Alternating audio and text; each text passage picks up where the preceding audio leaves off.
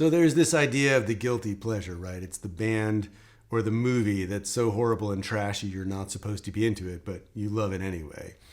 I'm more interested in the guilty secret, and here's mine. I don't care what kind of spruce the guitar is made out of.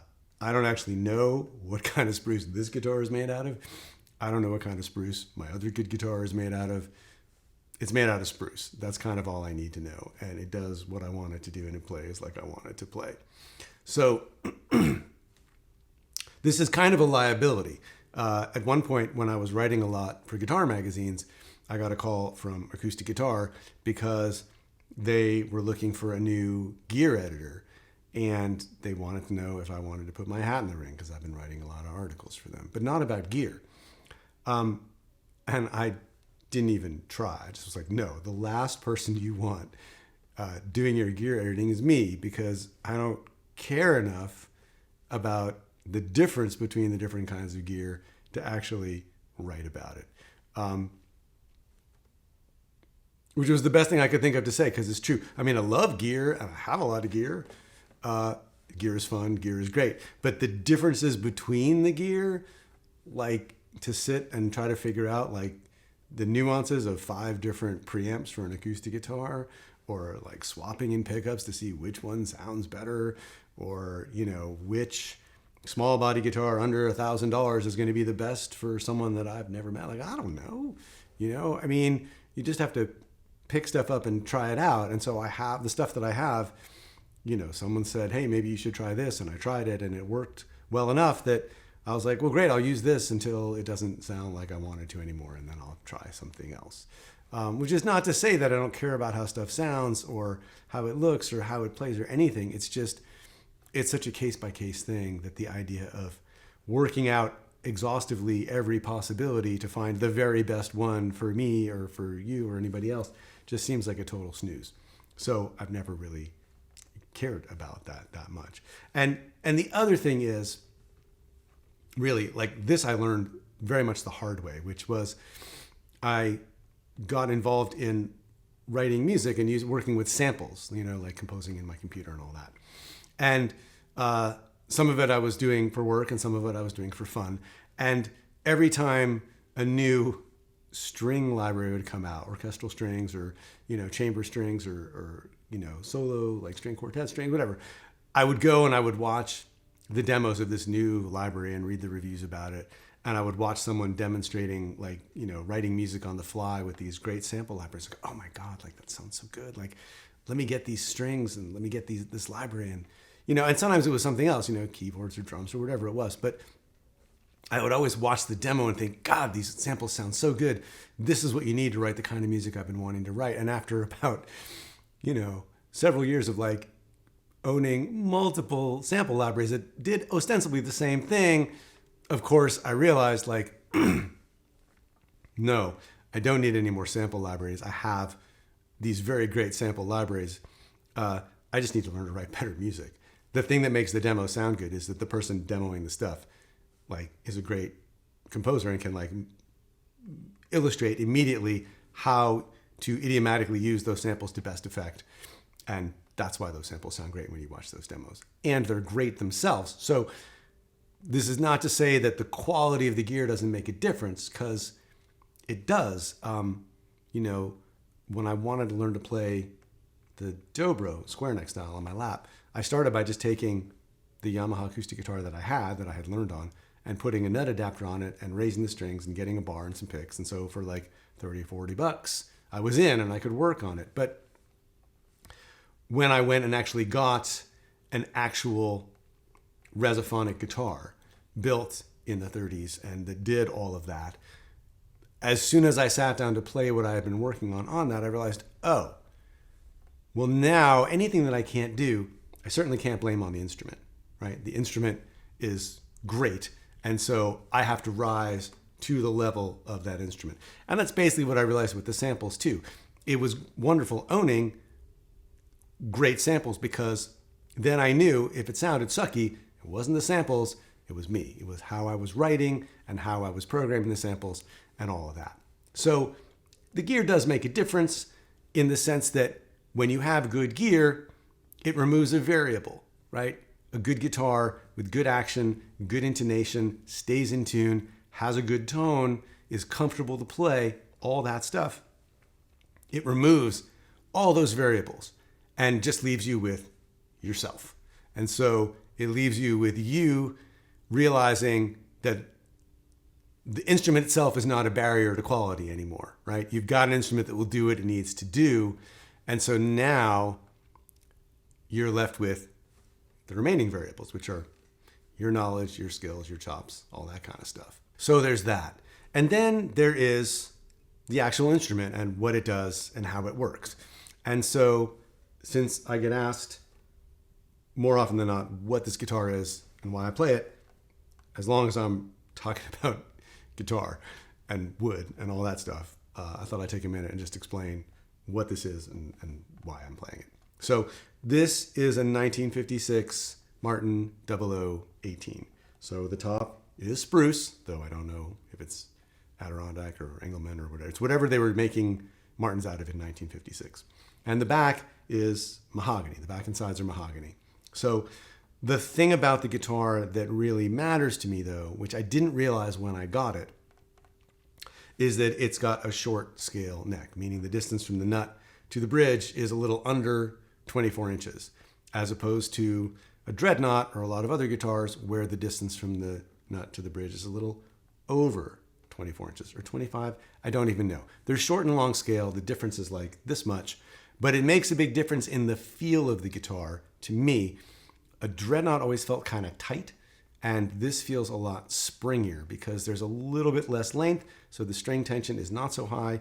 I don't know what the stats are or the pounds per inch or any of that stuff. I just know that shorter scale makes it feel springier and easier to play, which is what I like. So before I had this guitar, I didn't own a really kick-ass acoustic guitar. I got a Yamaha Dreadnought when I was about 16. I went to the Music Emporium in Cambridge, which is now in Lexington, where I grew up. Fantastic music store. And they were really cool. Even then, when they had just a room full of vintage everything, they're just like, yeah, sure. Like, try all the guitars you want. And basically, you know, I was a kid and I was like, well, I have this much dough. And they were like, okay, well, you can try this and you can try this and you can try this. But the one thing they said was, okay, this guitar here, this is the least expensive guitar with a solid top instead of a laminated top. And they were like, so if you can spend another, I don't know, $30 or $40 to get this one, this guitar will get better over time, whereas something with a laminated top will not really get better. And so I bought this Yamaha with a laminated, with a solid top. And it was my main guitar for, I don't know, a really long time. I mean, I was playing gigs, I was recording, I was doing all kinds of stuff, and I still hadn't gotten a really anything. I mean, it was a good guitar, and I did all kinds of stuff on it. It was great for slide, actually, because it had that stiff action, and I learned to play slide on it, and it was totally great. But then I went and made my first record, and when I came in with my guitar, the engineer was like, well, you know, I have a really nice guitar here if you want to use that for the recordings. And I was like, sure, what have you got? He's like, well, I have an OM. And I didn't know what that was, so he pulled it out. He was like, I got this from my neighbor upstairs. It was in pieces, but I got it all put back together. It's pretty great. And so it was an actual 1934 or whatever Martin OM. They made like, I don't know, less than 400 of them, and he had one. And so I played it on the record, and it was dreamy and fantastic. And so when we were done with the record, I started calling around in New York going like, hey, I'm looking for an OM. And they were like, sure, isn't everybody? And this is before there were that many people like remaking OMs new, like making their own versions of the OM. And I didn't realize the OM was such a rare guitar. So I spent about a year just kind of poking around, going to, you know, the different places in New York to look at acoustic instruments. And there was a guy who was like dealing instruments privately. And I went and tried a bunch of stuff that he had and, you know, was in Matt Umanov and was here and there. And finally, one day I went out to Staten Island to Mandolin Brothers, which is sadly no longer around. But they would also let you just take down anything you liked. And this is where I kind of discovered one of the best ways to figure out what you want is to go and play the thing you can't afford, if they'll let you. And if you can't tell the difference between the thing you can't afford and the thing you can, then it doesn't matter. So, if you play a $10,000 pre-war Brazilian rosewood D28 and it doesn't do anything for you particularly, you don't go, wow, and the heavens don't open and the light doesn't come through the clouds. And, if that doesn't happen, then it doesn't matter that you can't afford a pre-war Brazilian rosewood D20. At least it didn't matter to me. So I played all these different guitars. And at one point I played this guitar.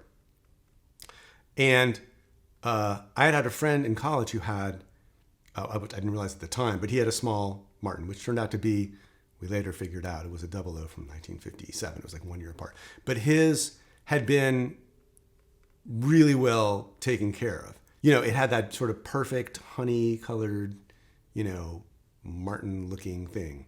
So when I saw this guitar, I was like, well, it looks like crap, but it plays great. So I played it a bunch and said, look, can you guys hang on to this for over the weekend? I'll come back on Monday and just, try it again. So that was after a couple hours of playing stuff. So I came back after the weekend and I've been thinking about it. I was like, it's really beat up, but I really like how it played and everything. And so I came back into the store on Monday and I looked up and I was like, oh, there's my guitar. And I picked it up and I played it and I was like, what was I thinking? Of course, this is the guitar to get. And I found out later that there had been 4 old Martins sitting in pieces in the basement at Mandolin Brothers with Flip Scipio, the repairman. And they all needed neck resets. So they'd been taken apart and they were just waiting for the neck resets. And he finally, sat down. I was like, okay, I'm just going to do all these neck resets. So Flip had done all the neck resets and then they went up on the wall. And they told me after I had picked this one that everyone in the shop was like, oh, that's the one. I wonder who's gonna end up with that one. And so this was the guitar. So I didn't know about short scale guitars or this or that. I just liked the way it felt and picked it. And it just turned out to be a super cool guitar and turned out to be a really good instrument for what I like to do. And that was it. So I still don't know what kind of spruce it is. I love the sound of the mahogany back and sides, so I guess that matters to me. But really, all that it did was remove the variables. It was hard. It was physically hard to play the Dreadnought. And having a smaller guitar that I could wrap my arm around, having the shorter scale with the slinkier feeling, and then getting it set up so that it wasn't too low with the action, right? There needed to be a little bit of resistance, right? Because I wanted to be able to play slide on it at the time, and I wanted to be able to dig in and snap the strings and not have everything kind of just get completely flat. So it took a little bit of this and that to get it to sit right. And I did spend some time working out how to get the pickups to sound right and how to get it amplified. But for the most part, it was just, it was that removing of variables that mattered. It was finding a guitar that felt right to me so that it was then on me to figure out how to get what I wanted out of the instrument and how to get my own playing to do what I was hearing in my head and what I wanted to be able to do. So that's why I don't really care what kind of spruce it is.